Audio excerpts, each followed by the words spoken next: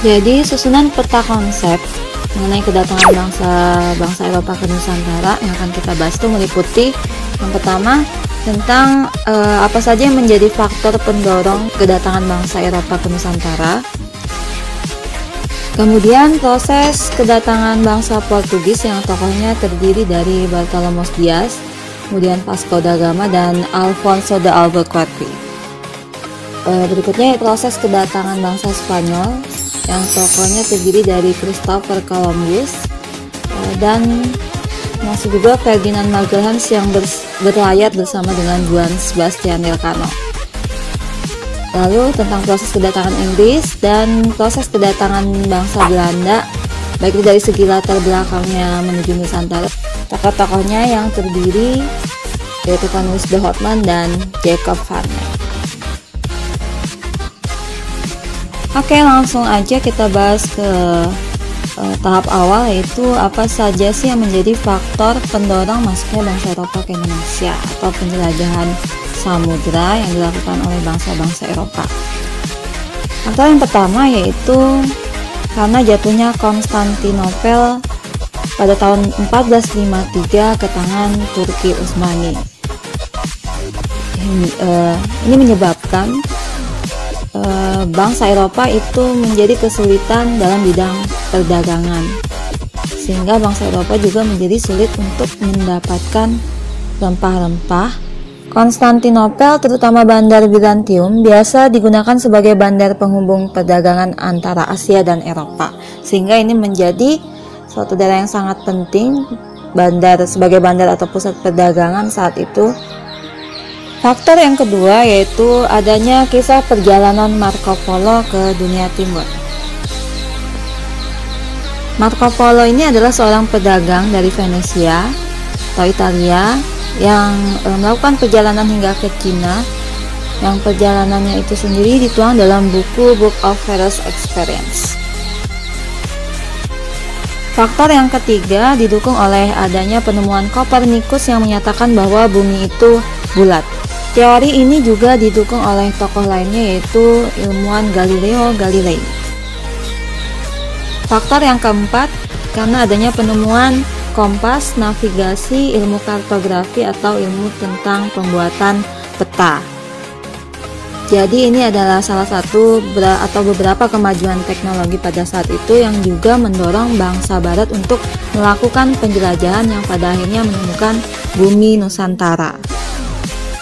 Yang kelima, karena adanya semangat rekonquista, yaitu semangat pembalasan terhadap kekuasaan Islam dimanapun yang dijumpainya. Nah, dari penjelasan tadi mengenai faktor-faktor pendorong munculnya imperialisme dan kolonialisme, maka kita bisa simpulkan bahwa imperialisme dan kolonialisme di Indonesia juga terbentuk atau tidak terlepas dari peristiwa-peristiwa penting atau apa-apa saja yang terjadi di Eropa. Dan itu berdampak terhadap terjadinya kolonialisme dan imperialisme di Indonesia.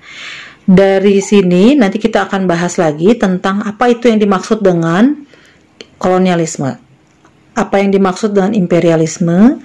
Lalu kemudian nanti kalian akan menemukan jenis-jenis imperialisme, ya.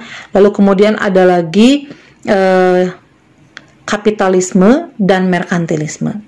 Dua ini, merkantilisme dan kapitalisme, adalah paham yang berkembang sangat besar di Eropa dan ini memberikan pengaruh besar terhadap perkembangan kolonialisme dan imperialisme selanjutnya di Indonesia. Nah, untuk lebih memperjelas bagaimana perkembangan imperialisme, kolonialisme, dan kapitalisme dan merkantilisme, kita akan lihat lagi penjelasan lebih lanjut mengenai hal ini. Silakan disimak baik-baik. Pertama kita bahas persamaan dari kolonialisme dan imperialisme. Persamaan dari keduanya adalah sama-sama berarti penjajahan atau penguasaan terhadap suatu daerah atau suatu bangsa oleh bangsa lain. Sedangkan perbedaannya, kalau dari asal kata, kolonialisme itu berasal dari kata kolonia, dan yang dalam bahasa Latin artinya tanah pemukiman atau jajahan. Kalau dari asal kata imperialisme, itu awalnya adalah dari kata imperator yang artinya memerintah, atau dari kata imperium yang artinya kerajaan besar dengan memiliki daerah jajahan yang amat luas. Pengertiannya sendiri, kolonialisme adalah suatu sistem di mana suatu negara menguasai rakyat dan sumber daya negara lain, tetapi masih tetap berhubungan dengan negara asal. Sedangkan kalau imperialisme adalah suatu sistem penjajahan langsung dari suatu negara terhadap negara lain.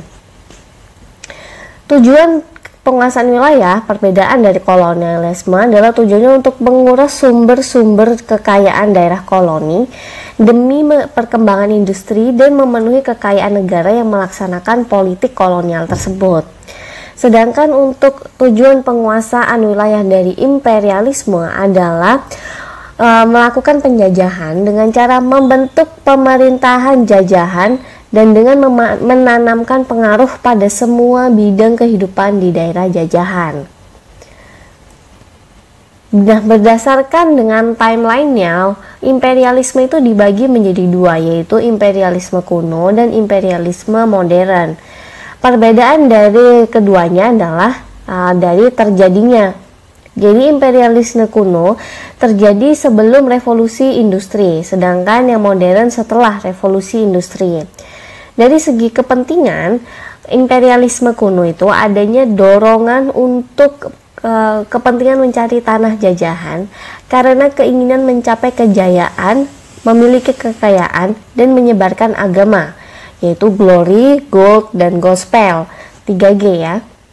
Sedangkan untuk imperialisme modern, segi kepentingannya adalah adanya dorongan kepentingan ekonomi, keinginan negara penjajah untuk mengembangkan perekonomiannya dan memenuhi kebutuhan industri, di mana negara jajahan sebagai sumber penghasil bahan mentah dan tempat pemasaran hasil industri tersebut.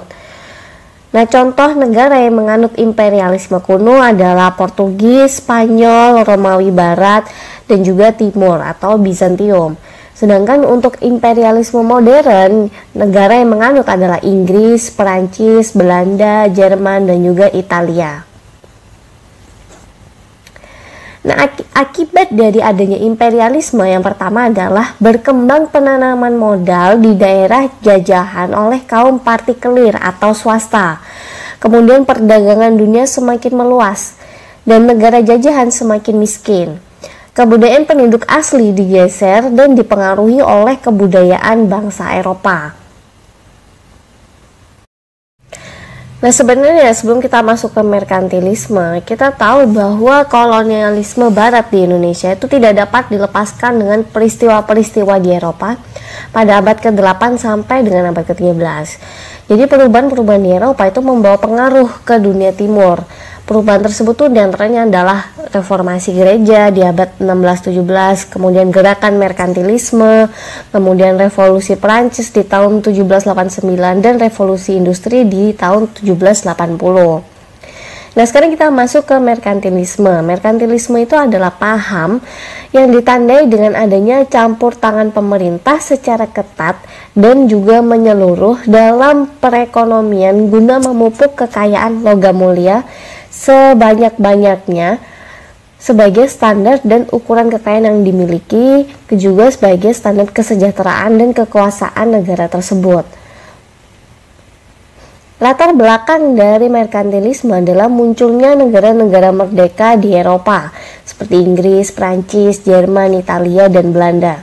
Negara tersebut ingin mempertahankan kedaulatan, kebebasan, dan kesejahteraan rakyatnya. Tapi untuk mencapai itu diperlukan kondisi perekonomian yang kuat agar tetap mampu bertahan. Maka ditetapkan logam mulia sebagai standar ukuran kekayaan suatu negara. Dibuka jaringan perdagangan, diadakan pelayaran, serta eksplorasi ke wilayah-wilayah baru. Nah, kebijakan pelaksanaan dan perencanaan ekonomi merkantilisme itu yang pertama, berusaha mendapatkan logam mulia sebanyak-banyaknya, meningkatkan perdagangan luar negeri, mengembangkan industri berorientasi ekspor, meningkatkan pertambahan produk sebagai tenaga kerja industri, melibatkan negara sebagai pengawas perekonomian, dan melakukan perlindungan barang dagangan dengan menggunakan bea yang masuk yang sangat tinggi.